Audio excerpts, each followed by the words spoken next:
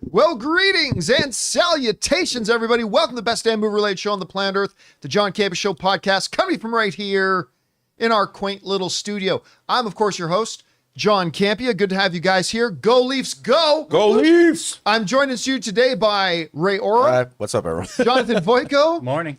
Robert Meyer Burnett. I'm going to a Chandrilla Ray next weekend. Yeah, dude. That's the party to go to. And most importantly, you guys are here. Thank you so much for being here and making our little show a big part of your day. Here's how today's show is going to go. We're going to start off by talking about a number of predetermined topics. Then in the second part of the show, well, we're going to talk about we're going to take your live comments and questions. How do you get a live comment or question on the show? It's simple. Simply go to our tip link at www.streamelements.com/JohnCampea/tip and send on in a question. And if you send one in as we're doing the show, and as long as we look at it and deem it appropriate to be addressed on the show, we'll go ahead and answer your question. And here's the good news about this tip link. It's actually good 24 hours a day, 7 days a week. So even if you're listening to our podcast a little later on, say either on Spotify or Apple Podcasts or your favorite podcasting app of choice, or if you're watching this video a little bit later in the day, you can still send in a question anytime. And if you send one in when we're not actually live, we'll just get around to answering it on the next episode. All right, guys. First of all, gotta say, I was out. Ann and I go for a long walk every evening, and I got a text from my buddy Soul, and he's like, "Hey, were you able to get in on the Nintendo 2 or the Switch 2?" Switch 2, yeah. And I was like, "Oh, I totally forgot. The pre-order's open for that today."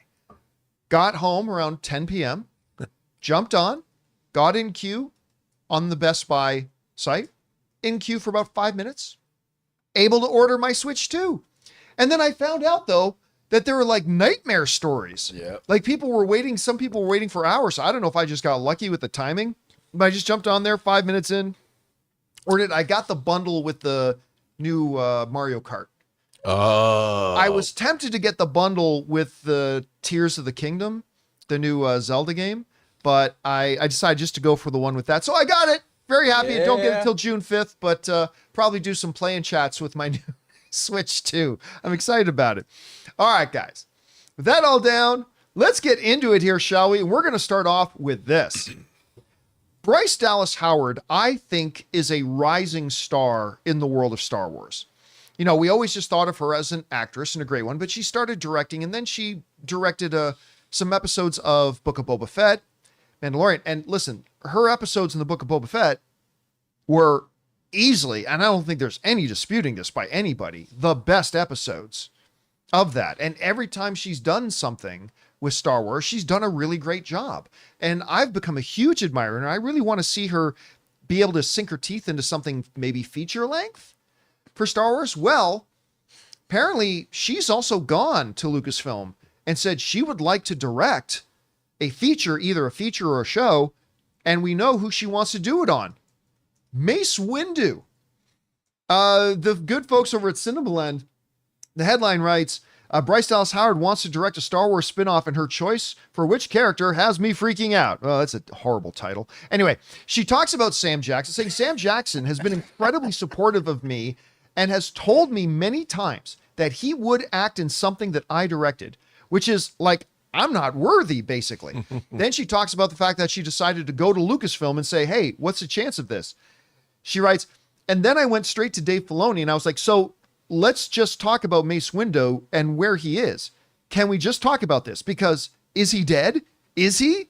Of course, Samuel Jackson has been floating the idea for a while that Mace Windu is still alive. Listen, Mace Windu's as dead, but if it's Star Wars and fantasy and movies, you can write anything you want. You can write that he landed on a big pile of pillows or something like that. He landed on Darth Maul. He landed on Darth Maul. His legs. Darth Maul's legs. You could do it. Look, all I'll say is this. Do I want them to do a Mace Windu show or movie? Absolutely not. I love the character, I do, but he died, and I really don't like revisiting the prequel garbage. But if Bryce Dallas Howard is directing a Mace Windu series or movie, well, suddenly that becomes very interesting to me. Suddenly now I'm like, okay, because again, I love the way she handles this stuff. I mean, she gets it from her dad, right? Ron Howard's her dad and one of the best directors of our generation. Also, one of the stars of the studio. By the way, did you see the new episode of the studio? I know. Hilarious. I heard it was everyone. It was one of the most uncomfortable things I've ever watched. It was like watching The Office. I was like, oh my God, I almost couldn't even look at the screen. I thought of you the whole time, just because Oh of the my subject matter, the debate. Oh yeah, don't even. Right, oh my I God, can't wait it was to so watch it. uncomfortable watching that. But anyway, so listen, surprisingly, sign me up. I don't know, Rob. What would you think about the idea of a Bryce Dallas Howard directing a Mace Windu project? Well, like you, I mean, I was always impressed with what she did on the various TV shows, and I love Bryce Dallas Howard. I think she would do a fine job with a Mace Windu movie. Should they make a Mace Windu movie? You know, I would love to see her do something original.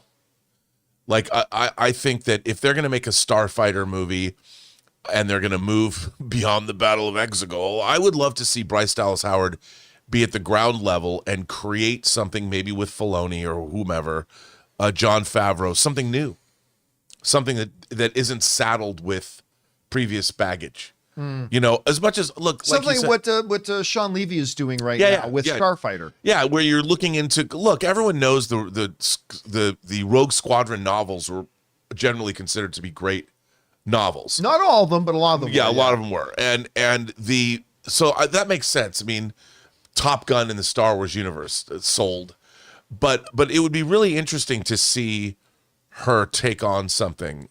But look, I love Mace Windu. I don't think he ever got his due as a character in the prequel trilogy because he was always he was there for exposition. Yeah. And when it was awesome when he walks in to take on Palpatine, that was the end of that.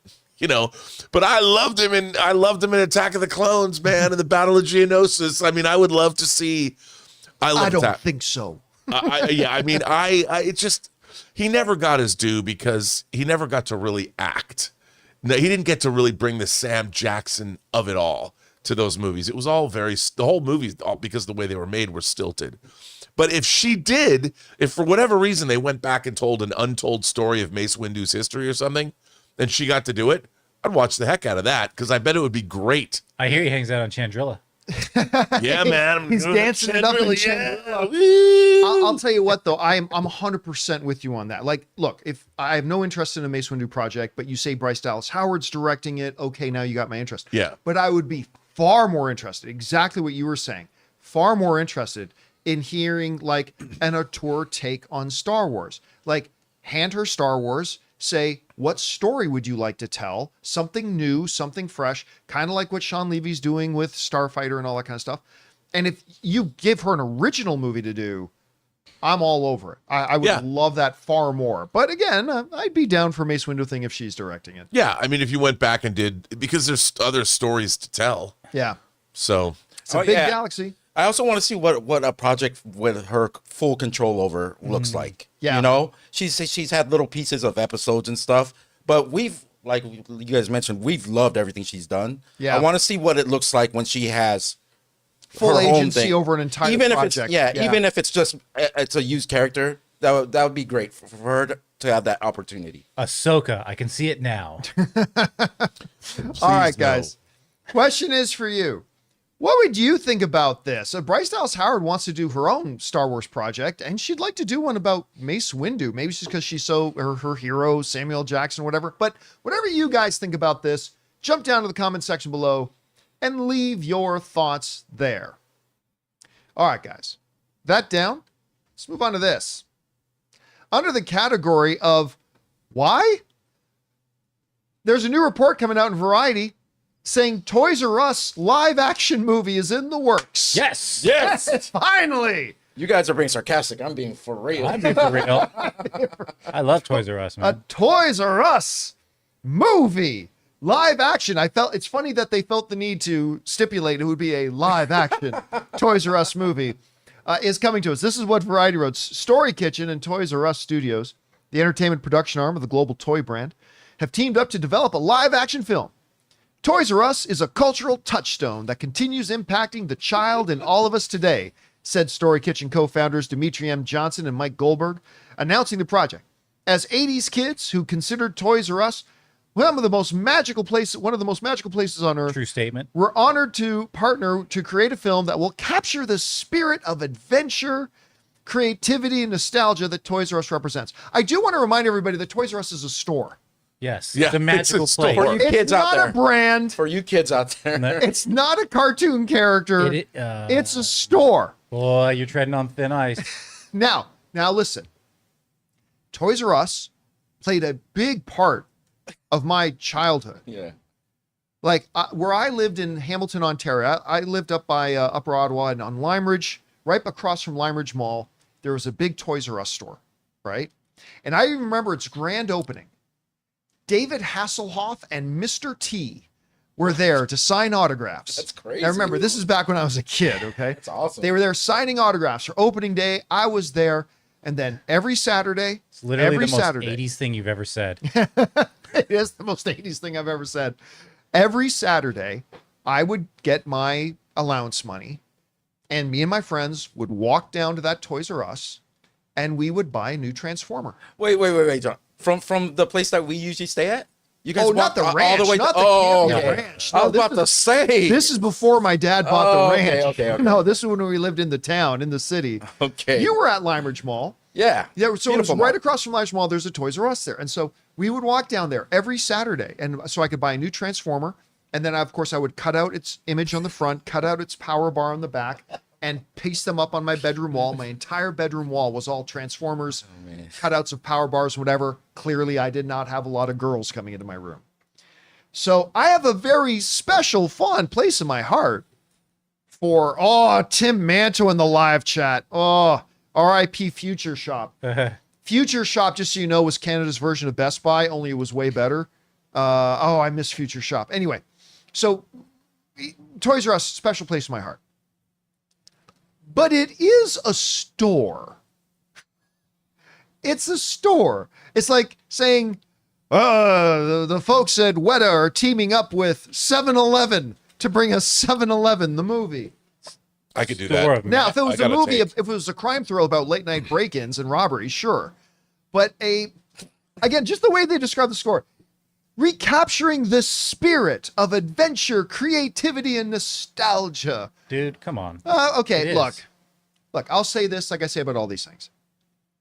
Lego movie, I thought was a dumb idea. It's plastic building blocks. How are you going to make a movie about that? And they did. And they made a great movie around it. So does the possibility exist they can do that for a Toys R Us movie? Sure. I don't think it's likely. I think there's a million other things you can make a movie about. Now, if they were announcing they're making a movie about the history of Toys R Us and some wild stories about how it got founded and how it grew to prominence and then got into trouble, I'd be all for that. But I don't know. Is this going to be like a Jumanji kind of movie where kids get whisked into the magical world? I don't know. Rob, what do you think about a Toys R Us? First of all, I gotta stop with this. Oh, so it's going to be like Bridge of Terabithia. Yes. Yes. Perfect. Exactly. Look, producer Roy Lee told me something really interesting about the Lego movie. I just want to point this out. He said he was playing the games, being a gamer who was playing the Lego games. Right. And that was the first time he realized that, Lego minifigs, that's your way in. You can tell stories with your Lego minifigs. Yeah. And suddenly because people think building blocks, but they forget Lego minifigs, a whole new realm of adventure right there. But so I think back to Toys R Us. I think back to FAO Schwartz and Big. And the right. FAO Schwartz store was a huge, that's when Robert Loggia and Tom Hanks dance on the piano. And FAO Schwartz was like the epicenter because they were a toy company. So they'd go to FAO Schwartz, and that was the big retail. And in Big, that toy store was seen sort of as a doorway to childhood magic. You could go in there. So I could see, I'll bet somebody was looking at that and that they figured out, if you turned Toys R Us into a realm, because you know how Toys R Us was arranged, there was the action figure section. Oh yeah, There all was the aisles truck had their section. own Video games, special. bikes. Yeah, you could if you had the magical Toys R Us, and every aisle was a different realm. Kind of like in Nightmare Before Christmas, every tree led to a different land. And I could see that. Like, how rad would it be if you went into like dump truck land where there's how all the cranes and the like in Big Truck-a-Pillar. By the way, I just want to throw one of our viewers, Edrix Rod, interesting comparison, said this. Says it can be like night in the museum where the toys come to life. Oh yeah. That's There you go. approach. yeah. That's good. Speaking of someone that actually has been locked in the Toys R Us at closing Oh, time. that's right. You have. It's not the magical world you guys are thinking. Yeah, it is. When the lights are off, Lock me I'm sorry, but every baby doll in there started looking at me. I swear to you, that's what I saw, and I heard things in the back that I don't want to. I was alone. The worst 3 minutes of my life. 7 nights in Toys R Us. 3 minutes. Come on. Funny, It- that's what your last girlfriend told me. Sorry. Anyway, You know. It's magical, man. Look at this. first 3 minutes of her life. Look at this. I want to show you. I'm going to vent a little bit on my childhood. We didn't have Toys R Us in Seattle when I was Now, growing look. up. Oh no. Yeah, that's sad. We had World of Toys in Bellevue. This is the magical world of 1980s. Note the endless aisleways. Yeah. Note how long the aisles went down. Note how sky high the toys are placed. Yeah, no kid could reach them. And you're 8 years old or whatever, and you're going down these endless aisles. Just wonder upon. Look what they did to my Toys R Us. Look at what they did. Oh, Low aisles, kiosks, crap selection. No wonder they went out of business. You I'm know, still his- stuck on that guy's haircut. That was a woman. to your Oh, that was a her woman. haircut. To your point, though, I remember as a kid, because of that picture of the big aisles, like it was wondrous. Yeah. Because you never knew what you were going to discover down the next aisle. What wonderful, fun thing were you going to discover? Can you make a movie out of that? I don't know, but I I'm don't going to cheer them on. I think it'd make I think horror. you can. I think you can. I choose to believe that's the magic of Toys R Us. Yeah. Okay. Or do go Ray's direction. Make Yeah. it Plus, more. you've got Make it it- a Five Nights at Freddy's. I You've do got that too. giraffe. I mean, the mascot. Make it a cannibalistic giraffe. or maybe the giraffe loses his way and finds his way into Oh, a fantasy realm, and How live action? he would becomes the Rod Serling of. Rod Sterling of They can Toys R use Us. that CGI giraffe from Last of Us. All right. Guys, what do you think about this? They're going to make a Toys R Us, this is an important part, live action movie to capture the spirit of adventure and creativity of Toys R Us. I think it's kind of silly, but I'm going to cheer for it. How do you feel about it? Whatever your guys' thoughts are, jump down to the comment section below and leave those thoughts there. All right. With that down, let's move on to this, shall we? Well, it's almost upon us. Mission Impossible: The Final Reckoning, which was, of course, changed from Mission Impossible: Dead Reckoning Part 2, which was a very good move on their part to change that. It's coming, and it's going to be a while to watch it. Because according to a new report, the new runtime for Mission Impossible: The Final Reckoning is going to be a record-length, longest film in the franchise. According to Screen Rant, who put together this little chart, Oh, let me. yeah, first Mission Impossible, hour and 50 minutes, under 2 hours, hour and 50 minutes. Mission Impossible 2, 2 hours and 3 minutes. Mission Impossible 3, 2 hours and 6 minutes. Mission Impossible Ghost Protocol, 2 hours, 13 minutes. Mission Impossible Rogue Nation, 2 hours and 11. Mission Impossible Fallout, 228. Mission Impossible Dead Reckoning, 243. And now, a new record length. Mission Impossible Final Reckoning at 2 hours and 49 minutes. It should be noted there are other reports saying it's coming in at 2 hours and 51 minutes. Whatever, it's only 2 minutes apart from them. Now look, whenever run times of movies get brought up, I'm always quick to say that at the end of the day, it doesn't really matter. Every movie, longer does not equal better. Longer does not equal work. I've been telling myself that for such a long time. Longer does not equal worse. Every movie has a runtime that's perfect for it. I can watch one movie that's like an hour and, yeah, I don't know, 35 minutes, and it could feel a little too long. I could watch a 3-hour movie and think that was a little too short. Every movie's got its own unique runtime. The one thing I will say about this, though, Rob, because I liked Mission Impossible Dead Reckoning. I think I liked it a little bit more than a lot of people did, but I liked it. But even to me, it felt a little long. And I find that can be true of action-heavy movies. That action-heavy movies don't necessarily, now, there are exceptions, but I would argue that something like Lord of the Rings Return of the King, is there a lot of action in it? Sure. But it's also very much a drama, right? Yeah. Mission Impossible is an action movie. And I sometimes find that action movies don't hold up quite as well with the massive running longer run times as maybe other genres do. Again, that doesn't mean it's not going to work here. 2 hours and 49 minutes might be the perfect length for this movie.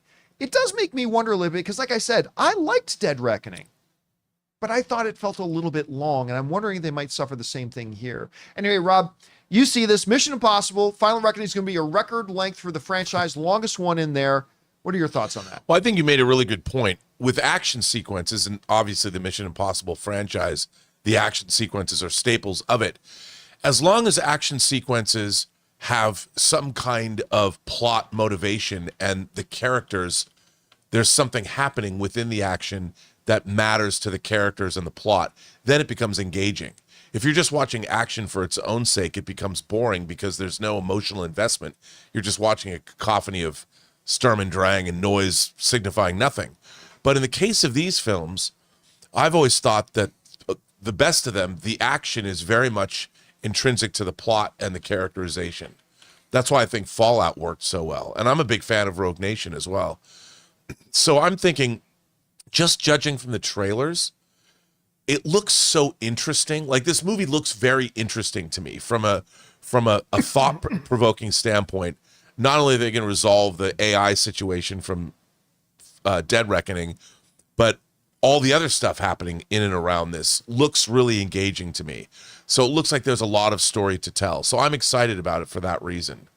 Now, I'm hoping that it all coalesces. I thought Dead Reckoning just didn't coalesce. You know, it felt cobbled together to me more so. I mean, I know the Chris McQuarrie, Tom Cruise partnership with these films, they're very iterative. They're rewriting as they go. And that's kind of, I thought it really hurt Dead Reckoning, whereas it really worked for Fallout. I'm hoping that this looks to me like it's going to be maybe the best Mission Impossible movie. It really looks great. Yeah. I mean, that last trailer was a banger. I mean, they're all over the place. Yeah, they're underwater, they're in the air, they're in cities. You've got Angela Bassett being a badass. I mean, what's not to love? You've got Kittrick coming back. I mean, I'm in. I can't wait. Now, by the way, being as Mission Impossible is at least according to SR, it's 2 hours and 49 minutes. Counter to my own point, there was another action film that was exactly 2 hours and 49 minutes that I thought was pretty damn good. John Wick 4. Same runtime, 2 hours, 49 minutes. Again, I think that's an exception. That doesn't, so just because it worked there doesn't mean I think it works for a lot. But John Wick 4 is a good example of a much longer movie. That's an action heavy movie, and it never ran out of gas. So maybe, how long can Tom Cruise do the running? How long can he hold that up for? He's in his 60s now, man. Anyway, guys. A long time. Question is for you. Sounds like the new Mission Impossible movie, Final Reckoning, is going to be the longest of the franchise at 2 hours and 49 minutes. Now, I thought the 2 hour and 43 minute Dead Reckoning felt a little too long to me, but I don't know. Are you excited about this? Do you think there's potential there? Whatever you guys think, jump down to the comment section below and let us know your thoughts. All right, guys. With that down, let's move on to this, shall we? There's a bunch of headlines going around today about Ryan Reynolds talking about Deadpool. And some of the headlines, you've probably seen them, are saying that Ryan Reynolds is writing Deadpool 4. We'll get to that in a second. But one of the more interesting things that got brought up in Ryan's interview talking about Deadpool was when the possibility of him joining the X-Men, because there's been debate, because we got the X-Men coming. That's kind of the origin universe for Deadpool, is the mutants stuff, and he is a mutant. And so some people think he's going to be joining the X-Men. A lot of people think, no, he's going to be joining the Avengers. Well, according to Ryan Reynolds, neither are true. We will not see Deadpool joining the X-Men or the Avengers, and he explains why. This is a quote from Ryan Reynolds saying, "I like things isolated. If Deadpool becomes an X-Men or Avenger, we're dead. That's his wish fulfillment, and you can't give him that." I love it when creators understand their character so well, not just the character from the source material, but the character they've created on screen. And that whole comment of saying that you're done. If you put Deadpool in X-Men or you put him in Avengers to Ryan Reynolds, he's done. Now, does that automatically necessarily mean that we're not going to see Deadpool in an Avengers movie? Not necessarily. I mean, he could show up in another part in the interview saying, yeah, you can see Deadpool show up maybe sometime as a secondary character in somebody else's film or something like that. So, hey, he's not saying we will, but it's possible that we could say, hell, we could find out when Marvel does Chair Watch Part 2 for Doomsday that maybe the name Ryan Reynolds pops up on one of those chairs. I don't think it will, but that's possible. We could see him pop up there. But he's saying, like, if you're expecting to see Deadpool as a member of the X-Men or Deadpool as a member of the Avengers, you're going to be disappointed, because he says it's not going to happen because you kind of ruin the character at that point. What you get him to his end game. He's now done. He's complete. And he says, you just can't do it. He says, we're dead if you try to make him that. And therefore, we're never going to see that. Now, I also just want to touch on this. In that same interview, he made a statement that he was working on something right now. He's writing something. He's working on something. And he is, it's like an ensemble piece. There are a number of outlets that you've seen out there that are running the headlines because they read that and they misinterpreted that badly, thinking that he was talking about writing a Deadpool 4. And you have probably seen headlines running around that somehow, some way, Ryan Reynolds is working on a Deadpool 4. I can tell you definitively that Ryan Reynolds is absolutely not working on Deadpool 4. That the headlines you're seeing that he's doing a Deadpool 4, that's what he's working on. Again, I don't think any of the outlets that you're seeing that headline on are lying to you. I think they just misinterpreted.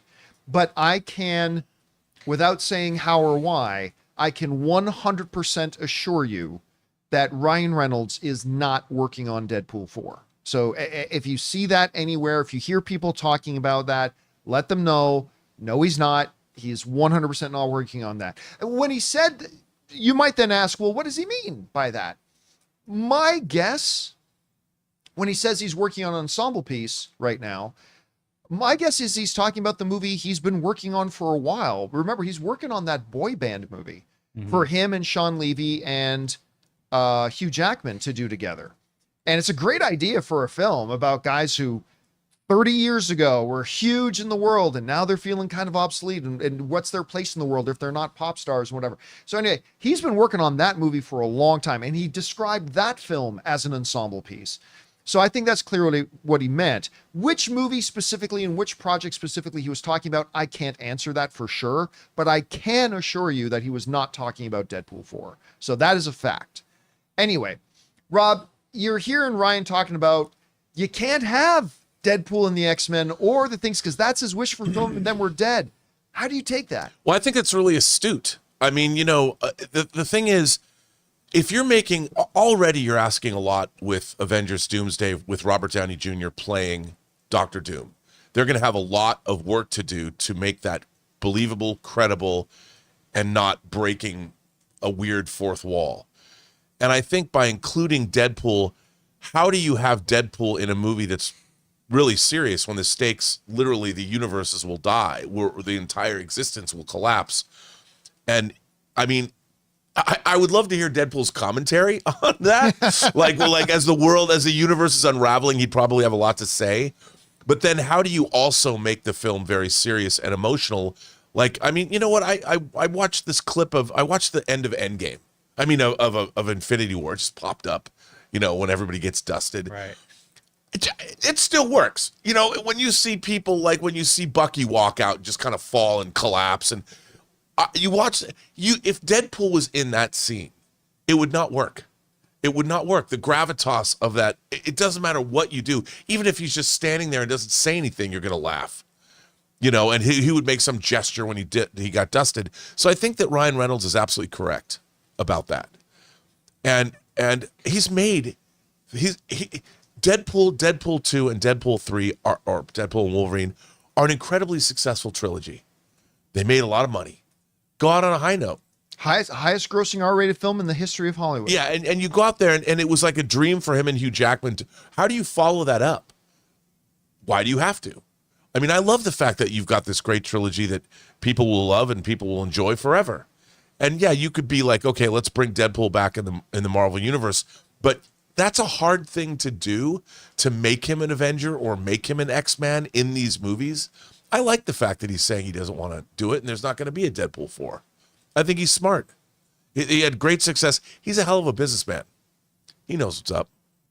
He does indeed. And so again, saying he won't be, you're not going to see Deadpool as an X-Men, you're not going to see Deadpool as an Avenger, doesn't mean we may not see him pop up Right. in something at all. But again, the report's saying he's currently working on Deadpool 4. I can 100% confirm to you he is not working on Deadpool 4 right now. Anyway, guys, question is for you. What do you think about these comments about not seeing Deadpool either as an X-Man or as an Avenger? I think it's interesting. Maybe that, could we still see him in an Avengers Doomsday or an Avengers Secret Wars? I think the door is still open for that, maybe. Anyway, whatever you guys think about that, jump down to the comments section below and leave your thoughts there. All right, guys. With that down, it's time for us to bid adieu to Robert Meyer Burnett. Thanks so much for being here, my friend. I'm going to Chandler Ray. Woohoo! And it is, of course, time for us to move on to the most important part of our show, which is obviously your live comments and questions. So, Jonathan, what do we got up first? First up, we got Andres, $20 tip here. Oh, thank you, Andreas. Says, it's my birthday week. Happy birthday. I'm Andres from New Mexico and wanted to say thanks for giving me something to look forward to every day. I grew up near where they shot Oppenheimer and many other films. It's beautiful out here. Love from New Mexico to the whole crew. Well, thank you so much for that. You know what? I've got an interesting story about New Mexico. When I was first moving to LA, I decided to drive down, because I had my car, so I drove it down. And there were a couple of buddies of mine that were shooting a movie in New Mexico. So they said, why don't you stop in New Mexico and come visit the set? And it was I believe the movie they were making at the time was, I think it was Gamer. Remember that with Gerard Butler and Milo Ventimiglia? Vaguely. So they were making that movie and they said, come on down. We're shooting the movie down here. Come hang out with us for a bit. So I went down. It was Neville Dean and Taylor. They were directing the film. And they told me, come on down. And by the way, that was the first time I met Sam Witwer. It was going down, stopping there, because Sam Witwer has a brief appearance in that movie. And that was my first opportunity to meet Sam Witwer, and he was completely hilarious, made a huge impression on me. And ever since then, I've had a very special place in my heart for New Mexico. Sorry, that's a little... Anyway, happy birthday week to you, my friend May. I hope you had a great one and you have a great year ahead of you. All right, what's next? We got Matthew. I feel like Star Wars fans are under the care of a supernatural nanny and we're being punished with her for being bad. When you need her, but you don't want her, then she must stay. When you want her, but no longer need her, then she must go. So she's Mary Poppins? She's Mary Poppins, y'all. Yeah. And listen, I've waxed poetic many times about how much respect I have for Kathleen Kennedy and her career. She's one of the GOATs. She's a first ballot Hall of Famer, all that kind of stuff. But how she still has her job is completely beyond me. My only guess right now is that she is just, they don't want to do an interim thing. So my only guess is that she is still on because the person they have picked to succeed her is still doing whatever it is they're doing at their current job and will become available sometime between now and the end of the year. And that's when they'll make the switch.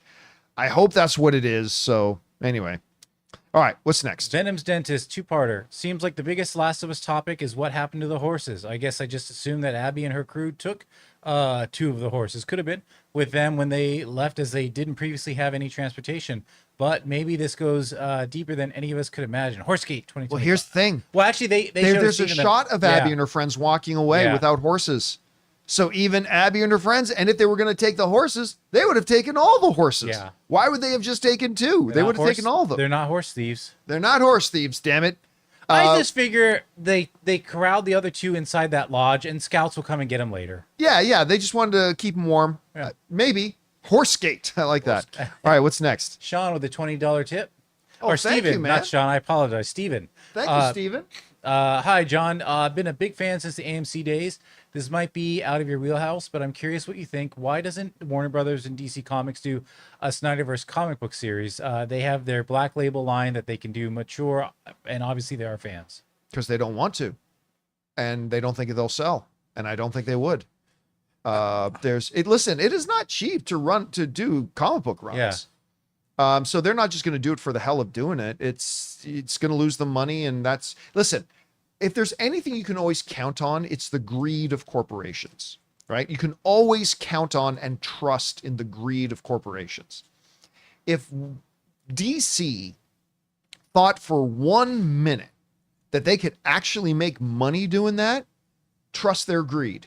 They would do it, but they know they can't. Yeah. I mean, they know would have it been would. doing that when the DCU was alive. Yeah, that's what I was saying. When they were being lucrative, maybe it would be something they would think about. But recently, if you remember, they even cut video games that they were working on. The Wonder Woman game that they showed at the last showcase, they canceled that. So Warner Brothers is doing a lot more reduction than right now than I think. Yeah. And even if in some magical fairyland Earth 725-B alternate reality where those would actually sell any, which they wouldn't, but even if they did, DC wants to put that whole nightmare of the Exactly. DCEU to bed. Why give it Why give it any air? Yeah. They want all the attention to be on the new DCU.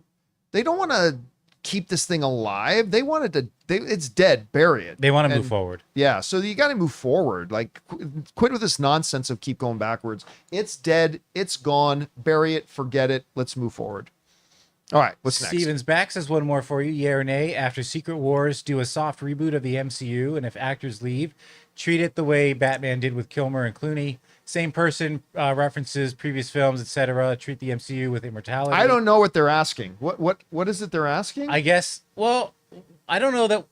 I mean, we're probably going to get a soft reboot after Secret Wars anyway because of incursions and whatnot.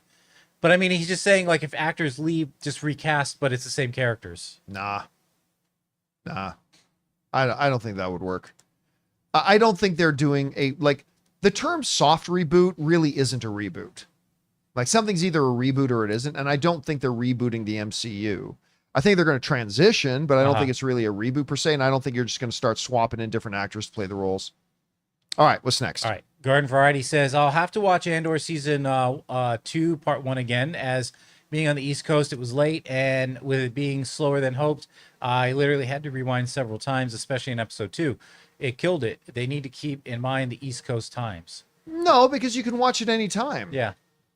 Right? You don't have to watch it at 9 p.m. I mean, many of us will, but if you choose to, you're making that choice.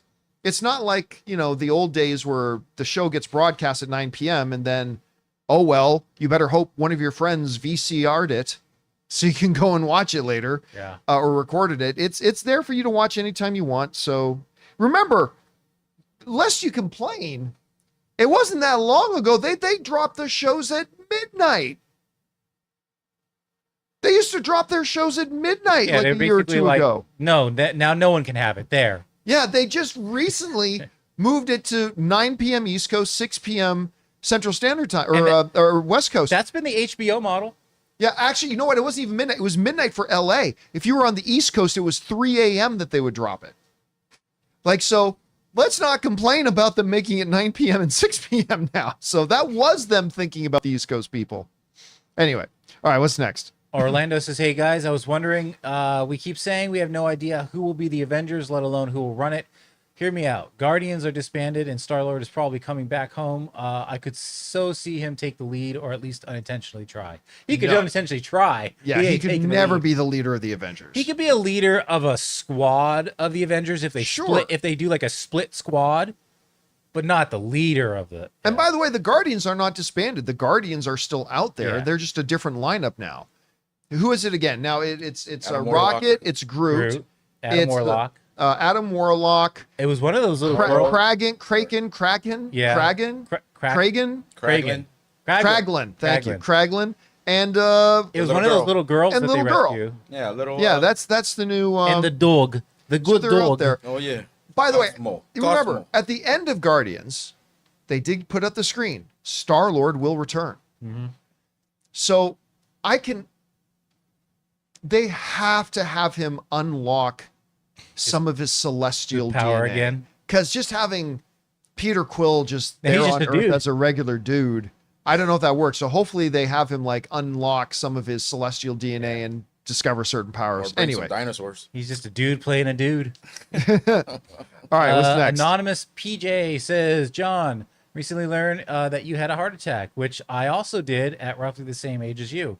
Would have you shared more about your recovery? Is this influencing your decision to talk and plan for retirement? What else changed? Oh no. So yeah, so it was like, gosh, 13 years ago, 12 years ago.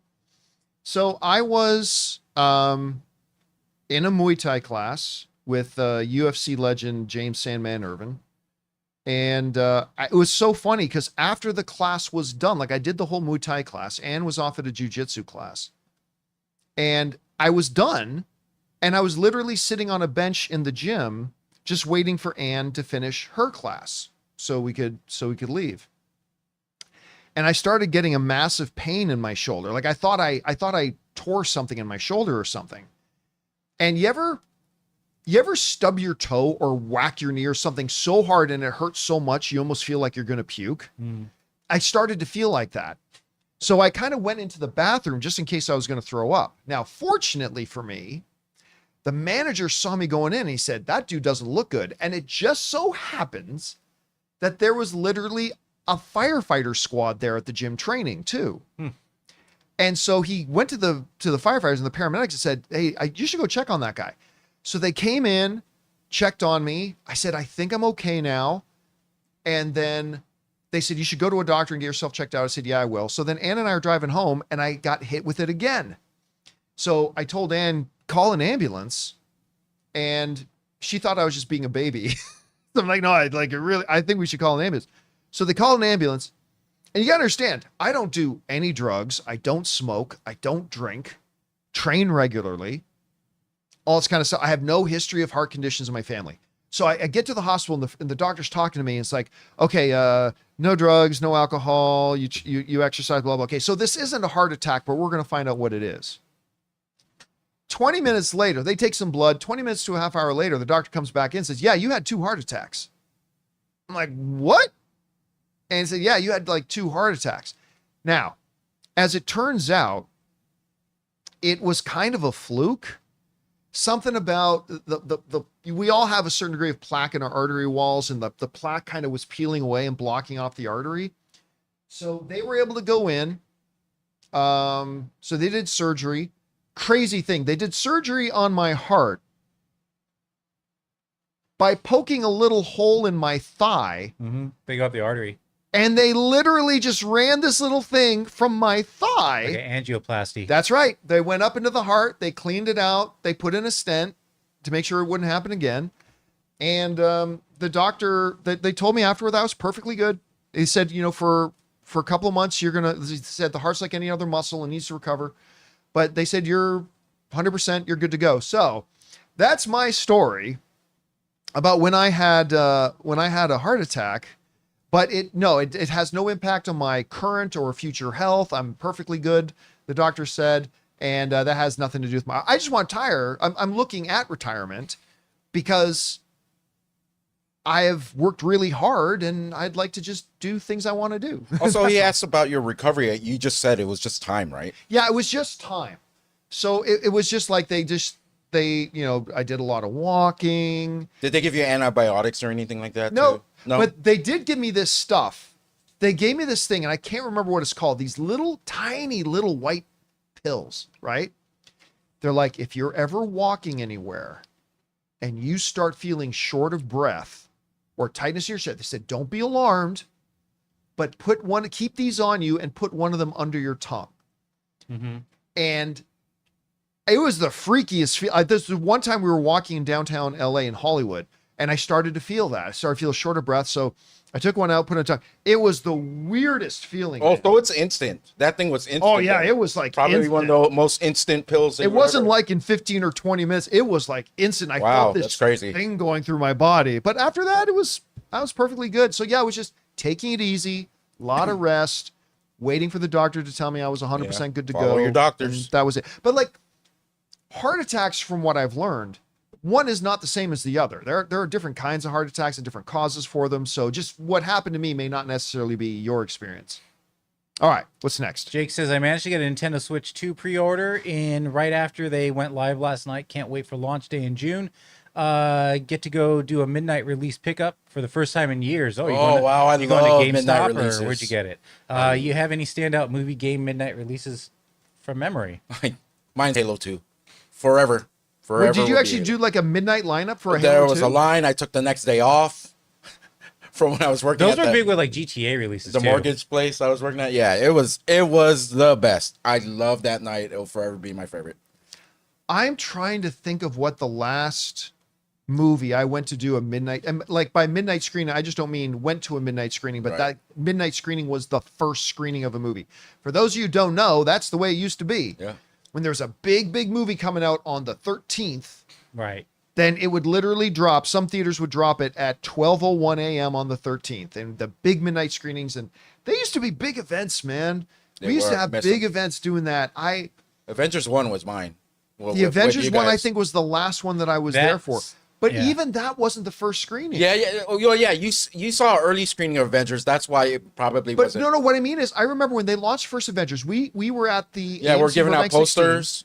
but that was the first movie. Now I might be wrong about this. I might not be remembering this right. But as far as I can remember, I think that was the first time that instead of a midnight screening, Oh yeah. They did it earlier. they did that wasn't some like, midnight. That like wasn't a midnight. 7 p.m. screening on a Thursday. It's like, well, they're moving it up. It was that big. And a 7:10 and a 7:20 and a 7:30 and a 7:40. And that was, but I think that was, You're right. I don't. did, I don't even remember the last midnight. maybe it was we the went to. Phantom Menace. I don't know. I did That cannot long? remember. I don't know. I did Wow. it. Maybe that midnight. long ago? I can't remember, but it's, For that too. yeah, I kind of miss the midnight screenings. I do. Yeah, I did. All I right. think that was the last one I did was Avengers. Yeah. All right, what's Ian next? McAllister, until you're 90, John. Until you're 90. So look, I'll make this public here. I'll make it public. I did a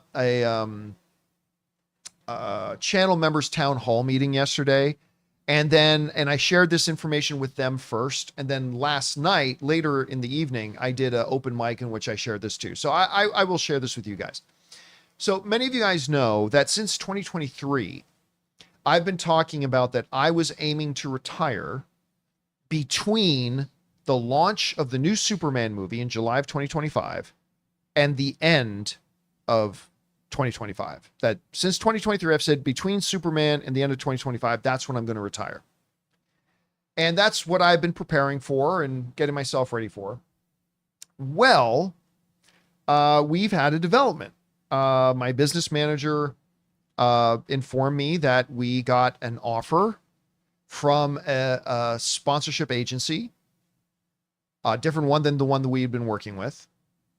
And the offer was so good that I have decided that I was going to accept the deal. It's a 1-year deal that I believe starts sometime in July, either July or August, and will be a 1-year deal. So I am at least still going to be doing the John Campea Show until at the very earliest July of 2026. So you've got me for like another 16, 17 months. Happy y'all.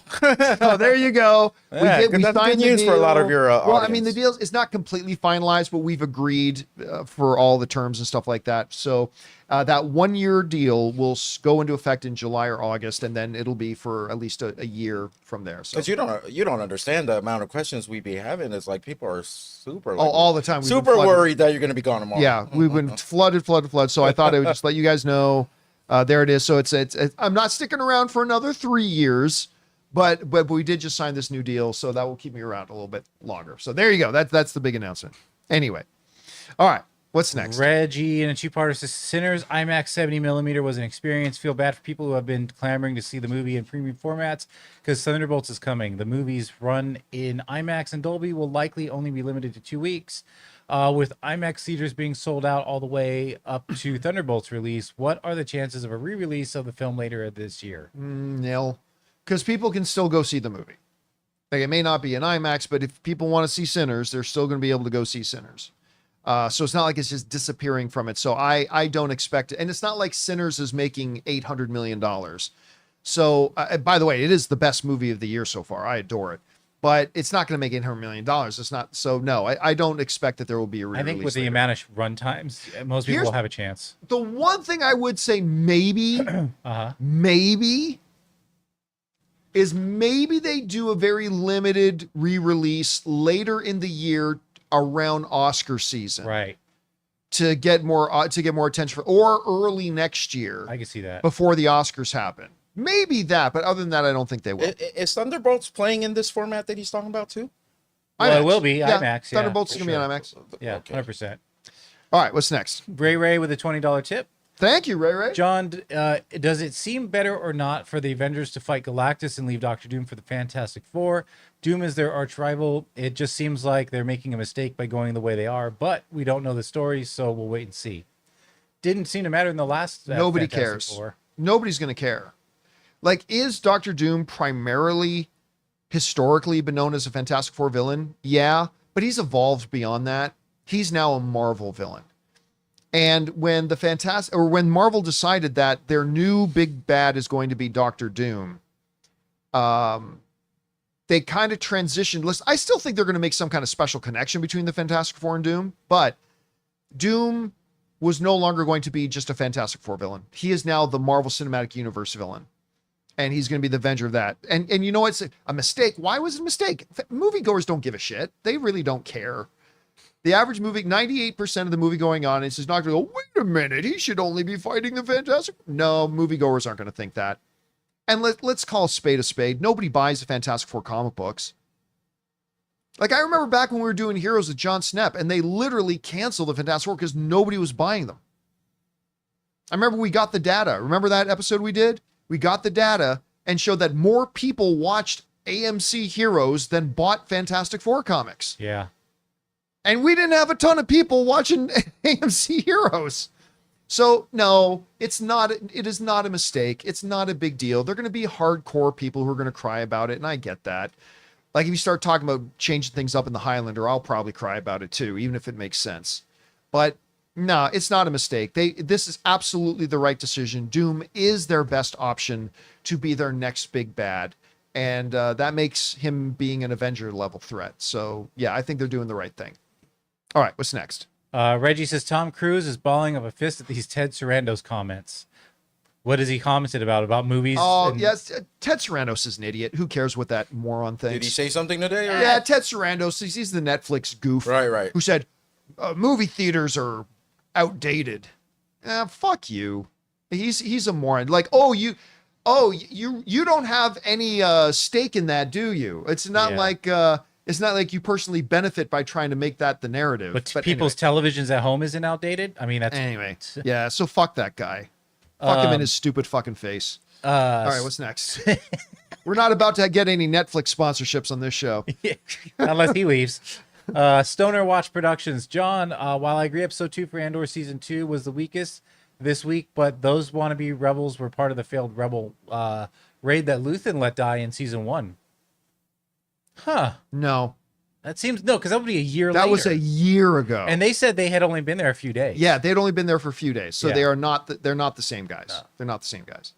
All right, what's next? Raymond Verada says, congrats on your new sponsorship deal. Since everyone's retirement accounts were ruined by tariffs, it's better to take what you can. We look forward to another year with you. Well, I mean, the good thing with me is, I'll let you know, I have no 401k. That was not my retirement plan. I'm very lucky that my retirement plan is kind of independent and doesn't really matter how the stock market is doing. There will be people who will be fans. Like I have a dividend income plan, and some people like it, some people don't. That's fine. It's not for everybody. But like I get my dividends monthly regardless of how good or bad the stocks are.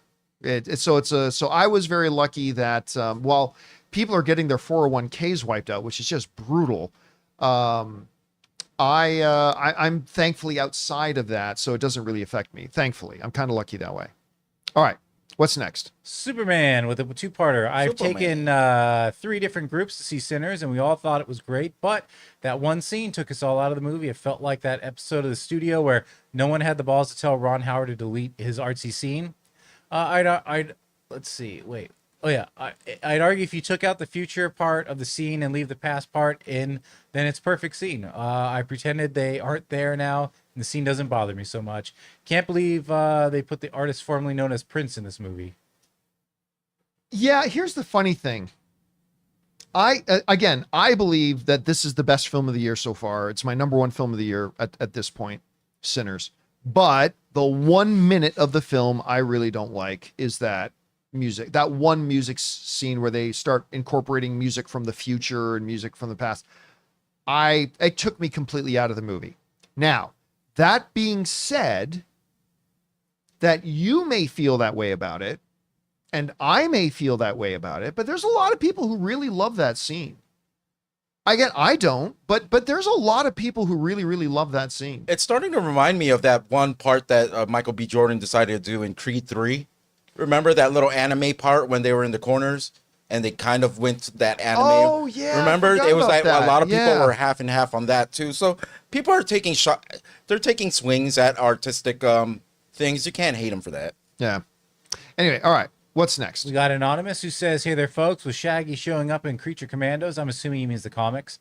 What are your thoughts on Hanna-Barbera live-action universe integrated into the DCU? You can already see Space Ghost and Yogi Bear in the Justice League. Obviously a joke. No, but never, ever. it works ever, in ever. comics. You get away with a lot. In I mean, comics. they could do something like that in something that's just a spoof kind of thing, like Yeah. a Harley Quinn animated show, maybe, where it's not a Spider-Man- real thing anyway. Yeah, but I remember like Spider-Man would show up in like in a Ren and Stimpy comic or something like that. It's like whatever. yeah, but you're not going to see that in the DCU. No, not at all. All right, what's next? All right, we got Ray $20 tip. Thank you, Ray Ray. John, you and Ray got into a good talk yesterday about the loss of a loved one and what a person would do if pushed. Love you, Ray, movie brother, but I'm with John. I hope I wouldn't torture someone, but my heart says I would have to hurt someone who killed mine. Well, okay. I thought about this after we had, because it was a little bit heated because we had our point of views. Not really sure why it's a show. No. I do go back on what I was saying. I don't know what I would do when I would get mad, but I know I wouldn't be able to live I would probably hire someone to do it for me. But just, accountant. that's Some people do that.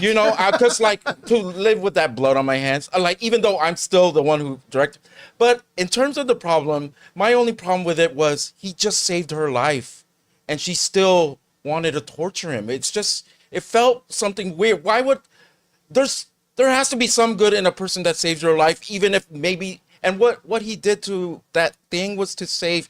I'm just saying it just felt too brutal for me, too heartless to me what she did when he just saved her life. That was my only feeling towards it. Yeah, but again, I think It's really hard to know what. it's hard to know unless you're in that situation. Right. Because, like I know you love your sister. Right. If let's say I'm out of town and you came over to see Ann and you saw somebody in the house Like she's murdered. like beating her. Oh, I'll yeah. tell you right now, Ray. I tell come you on. right now, I know you well enough to know that guy's not walking out of my house on his own power. No. But So but until you're in the situation, it's hard to know what you would or wouldn't do. But but the situation in the show itself, what we saw, and we had the benefit of knowing you saw there was her what snap. Abby doesn't know, right? So we have that benefit. It's just a sticky situation to go through. What's right, but I know for me myself, I want to see Abby die right now, just because I thought it was really heartless. But other people could feel differently, and I'm okay with that. Well, that's the whole thing about this show. As you watch it more, just knowing what I know, your feelings will ebb and flow. Yeah. That's the good writing of it. Yeah, that's the thing. They want to put us in these. They want to put us as the audience in these moral dilemmas. Hey, there were people, and they're making us do that, which were- is powerful. there were people in Game of Thrones that I was like, this man needs to be eaten by a dragon right now. And by the end of it, I'm like cheering for them. Yeah. You know? All right, what's next? Mike Garza. Oh, okay. So two-parter, both $25, so $50 tip. Oh my God, thank you, Mike. This one's for the tax funds bucket. You made my night last night on open mic. My wife was sitting next to me while you read my tip comment. I was jumping out of my seat when you used the comment to officially announce your delayed retirement. Another one for the tax fund bucket. That was a great wow moment. I felt the same way during the channel members town hall when I realized we were all getting another year of your content. Congrats on the new deal, kind sir. It was well deserved. Oh, thank you so much for that. I appreciate it. And thank you for supporting us on that level. We really appreciate that. And yeah, listen, it's, one of the things I said on the town hall meeting to our channel members is that, it's kind of great for me right now, knowing that we're going to be there for another year, because I can just kind of focus on that, because since 2023, my focus has been a little bit split on getting all of my life in order, ready for my retirement, and doing my show. But the great thing is I'm kind of now all set. I've got my retirement all set. Like I've got all my arrangements, everything I need, my finances, all that kind of stuff. It's all set.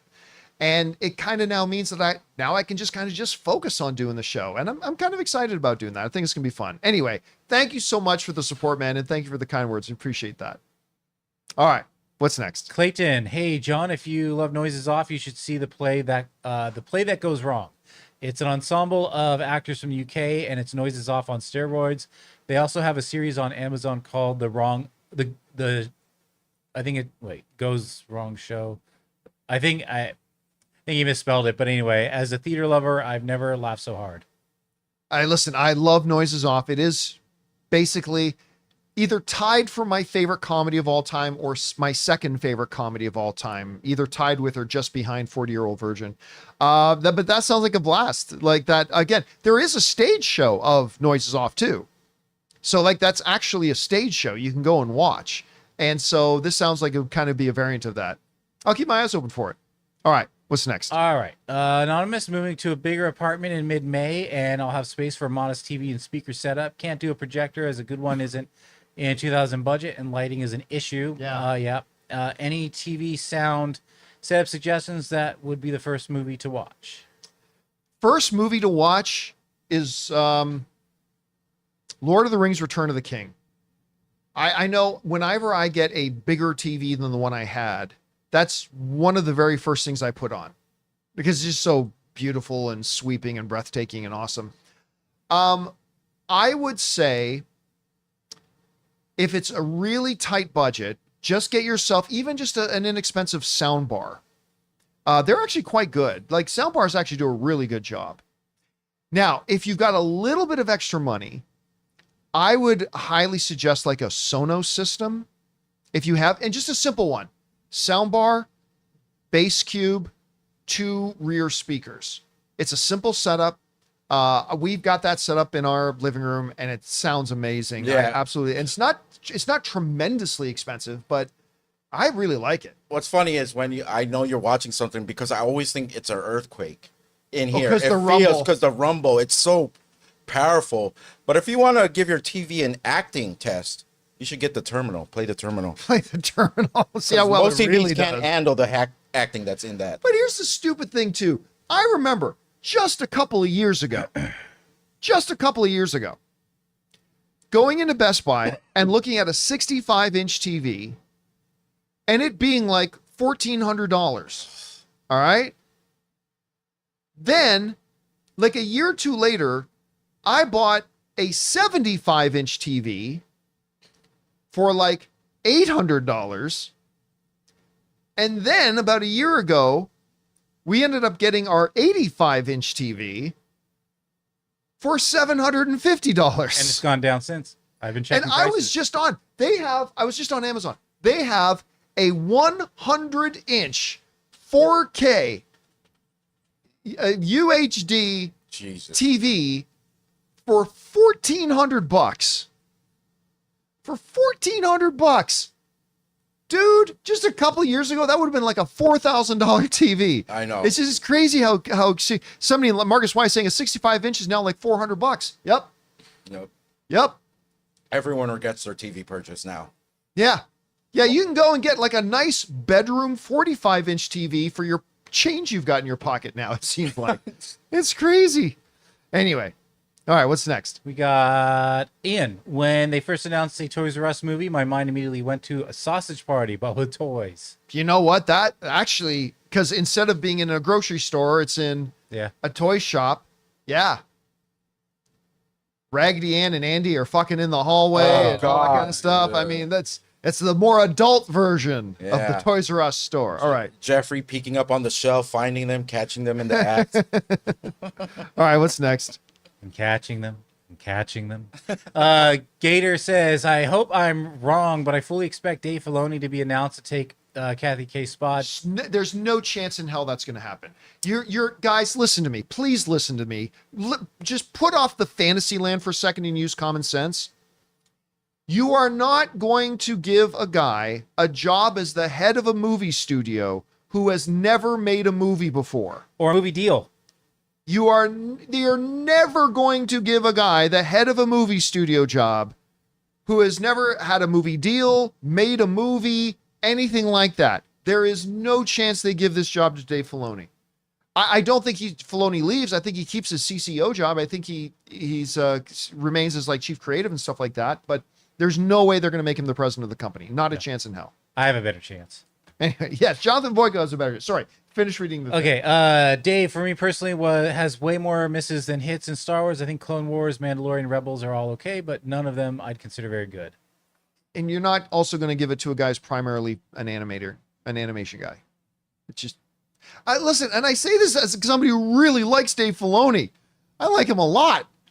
I'm very confused by his obsession, his total obsession that everything has to revolve around Ahsoka. Other than that, I think he's fantastic. But you are not going to give a studio head job to somebody who's never made a movie and never been involved in a movie making deal. Well, John, there was the animated Clone Wars movie. Yeah, look how that turned out. Anyway, but there's no chance he's becomes the president of Lucasfilm. Not a chance. All right, what's next? Mr. I says, game day, Brown Super Bowl, a.k.a. the NFL draft. LOL. I just got that. Like MJ said in No Way Home, expect the worst so you're never disappointed. Or something along those lines. At least the Cavs and the Indiana or Guardians are playing good, but I'm a Browns fan first. Are the Guardians a baseball team? What's that? Are the Guardians a baseball team? Yes. Okay. Cleveland. They used to be called the Cleveland Indians. They're now the Cleveland Guardians. Okay, got you. Listen, I still don't know what the hell your team was thinking when they got rid of Mansell? Not Mansell. He's the Tampa Bay's quarterback Yeah. now. Why am I freezing on his name? It was no, not Man. Why am I freezing on the quarterback? I was just talking about it. the little guy, the little quarterback. Baker Mayfield. Baker Mayfield. Yeah, Mansell, Mayfield. You know. I still don't know what you guys were thinking. You literally had a guy that took you to the playoffs for the first time in forever, won you a playoff game, and then you go to give me the rub and tug special Deshaun Watson? Really? Guy who hadn't played in a year? You had a winning quarterback, and then that's going to go down as one of the worst. That's not quite Luka Doncic trade bad, but that's going to go down as one of the worst moves ever. Now Baker's lighting it up in Tampa Bay, and I don't know. Deshaun is stinking it up, and I just don't understand that. I've never understood that. Day one that they said they were going to do that, I did not understand that. Never understood that move. Anyway. I only see the Luka Doncic trade as an absolute win. I don't know what you're talking about. If you're the Mavericks, absolute win. Well, if you're the Lakers, an absolute win. We kept selling out of the Luka shirts. Now we don't have to worry about it. Yeah. All right, what's next? Fry Guy says, Toys R Us movie. Okay, I got it. Get Despicable Me writer for the script. Co-write songs with Pharrell Williams. He and Kevin Hart, also the stars. Co-producers with Skeleton Crew creative team. I don't go with this one, though. Paddington and Peru director. I'd rather the first two Paddington directors. Yes, JC, you're welcome. Did he say you're welcome? I'll be honest with you. I don't think any of that sounds right. Yeah. I mean, these are all good people you're mentioning that in the right I just don't think any of that would be right for something like this. 100% being honest with you. But yes, I would rather see King direct, who directed the first two Paddington movies. Paul King. Paul King. Yeah. But by the way, I really love Paddington and Peru. I thought it was but if you're going to wonderful. choose between the two. Yeah, you get Paul King for sure. All right, what's next? Stubble McShave, Ryan Reynolds comments about Deadpool being dead if he joins X-Men or Avengers or X-Men is in part with what happened to the Hulk. By controlling the monster within the Hulk, neutered the limitations that made him interesting. I still think there was a way they could have done that, right? Like when you look at the first Avengers movie, even the way it ended, like you've got a wild, like Hulk's a wild card and you're rolling the dice whenever you let the Hulk come out, but he's your nuclear option. They totally neutered him, man. Like again, I adore almost everything the Russo brothers did in the MCU. Almost every single move. The one thing they really pooched was Hulk. They did 1,000 other things right, but the one thing they totally pooched was Hulk, and I just don't know if they're ever going to be able to redeem him. I really don't. Anyway, all right, what's next? The Tick, what's everyone's go-to sneakers? I love my Converse. I love Converse. I literally have never cared. I'm an albatross amongst my friends because Matt, doesn't Matt have like entire rooms in his house dedicated to his shoes? Yeah. Well, is he a collector? Yeah. Oh, but he wears them though. He wears them.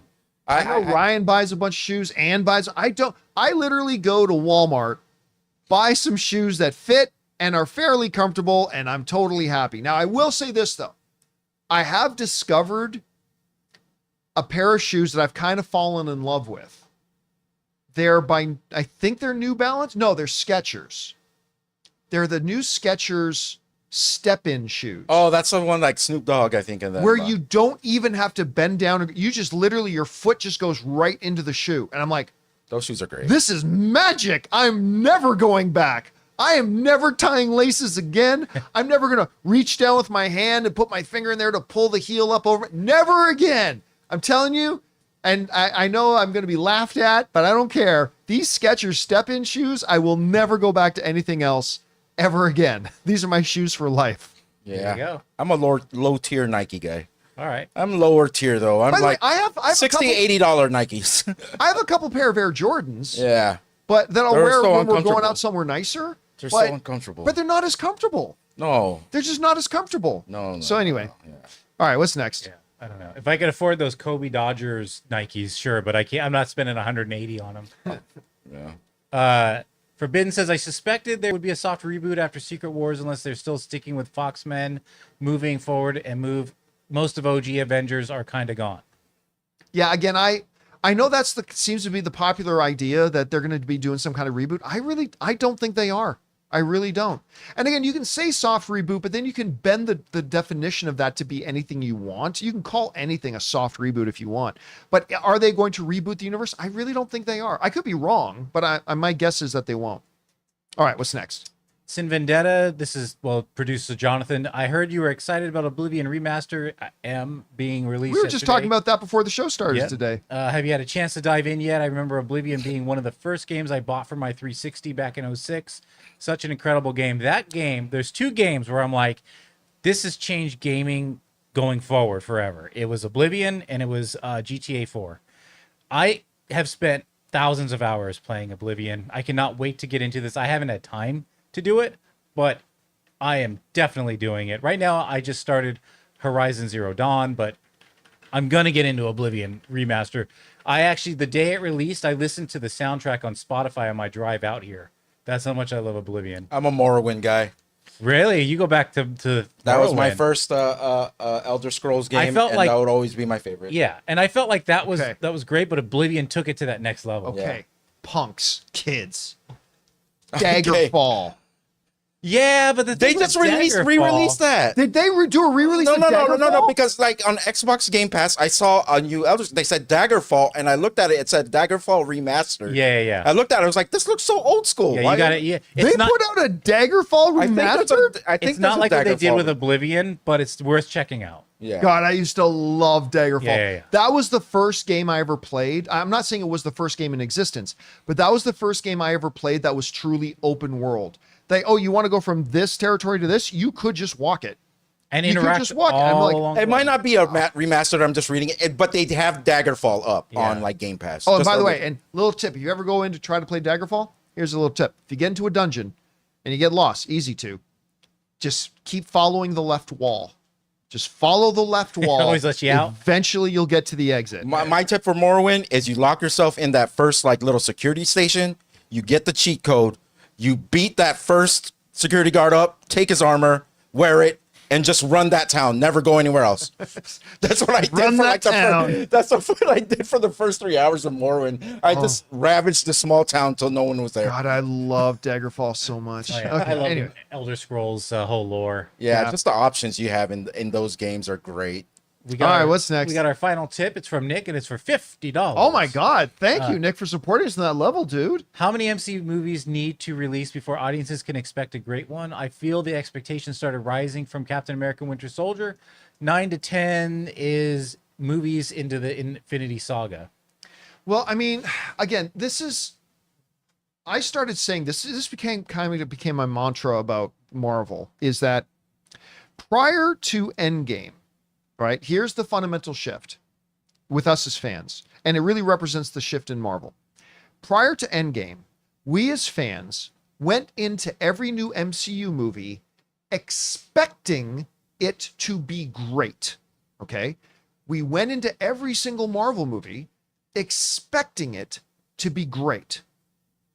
Today, we go into Marvel movies hoping they'll be good. We went from expecting them to be great to hoping they'll be good. Now, hopefully, with Daredevil Born Again, which I'll say was an unmitigated win. That was a huge win for them. Excellent show, all that kind of stuff. Hopefully, we're on the right track again, and we can get back to, we can expect every Marvel movie we go into to be wonderful. And hopefully Thunderbolts will be the one to kick that off. I hope so. I hope so too. If it does, listen, because I haven't been thrilled with the Fantastic Four marketing, but I do expect the movie to be good because of who's directing it. And if Thunderbolts is as good as I'm hoping that it is, then we'll have our 3 projects in a row will be Daredevil Born Again, Thunderbolts, and Fantastic Four. That's called a winning streak. And so hopefully that'll get us back on track. And all right, guys, that'll do it for today's installment of the John Campea Show podcast. Thank you so much for being here, making our little show part of your day. Big special thank you to all you guys who sent in the questions. Number 1, because you gave us great fun things to talk about. But number 2, you supported this channel as you did it. And all of us involved with the show, thank you guys so very much for your support. Big thanks to Robert Meyer Burnett, also to Ray Ora, I'll see you guys tomorrow. Jonathan Voico. See you guys. My name's John Campea, and until next time, my friends, bye-bye.